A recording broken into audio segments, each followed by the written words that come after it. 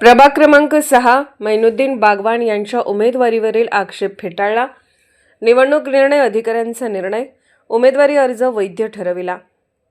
मिरज महापालिकेच्या प्रभाग क्रमांक 6 मधील उमेदवारी प्रक्रियेबाबत महत्त्वपूर्ण घडामोड घडली आहे। राष्ट्रवादी काँग्रेस अजित पवार गटाचे उमेदवार माजी महापौर मैनुद्दीन बागवान यांच्या उमेदवारी अर्जावर दाखल करण्यात आलेला आक्षेप निवडणूक निर्णय अधिकाऱ्यांनी फेटाळत अर्ज वैध ठरविला आहे।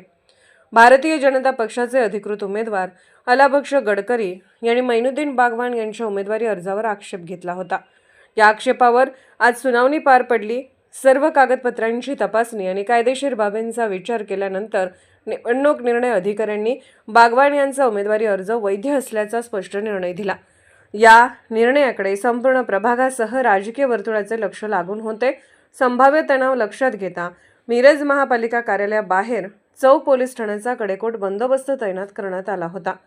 निकाल जाहीर होताच परिसरात मोठ्या प्रमाणावर कार्यकर्त्यांची गर्दी जमली होती।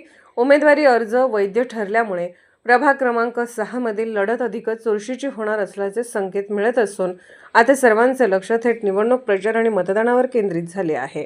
जाण्याचा प्रयत्न केला, माझ्यावर खोटे नाटे आरोप करून माझा अर्ज उडवण्याचा प्रयत्न केला होता, पण मी कुठल्याही प्रेशरला दबी न पडता सत्तेचा विजय केलेला आणि खरे निर्णय दिलेला आहे। महानगरपालिकेचे माजी महापौर श्री मैनुद्दीन शमशुद्दीन बागवान यांच्या विरुद्ध इतर काही उमेदवारांनी आक्षेप घेतलेला होता।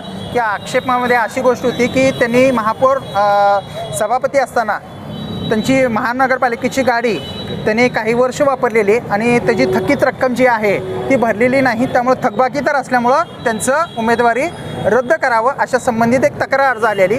त्या तक्रार अर्जाच्या अनुषंगाने जवळपास 3 ते 3.5 तास हेअरिंग चाललं। त्या हेअरिंगमध्ये असं निष्पन्न झालं की नगरपालिकेनं आजपर्यंत कुठल्याही प्रकारची डिमांड नोटीस किंवा कुठल्याही प्रकारची त्यांच्यावर शास्ती रकमेबाबतची ठेवण्यात आलेली नाही। त्यामुळं जो काही आक्षेप घेण्यात आलेले होतं ते आज आक्षेप फेटाळण्यात आले आणि त्यांचा अर्ज जो काय आहे मैनुद्दीन बागवान यांचा तो अर्ज वैध करण्यात आलेला आहे आणि त्यांना निवडणुकी लढण्याकरिता उमेदवारी वैध ठरल्यानंतर आता त्यांचा मार्ग मोकळा झालेला आहे निवडणूक लढवण्याचा।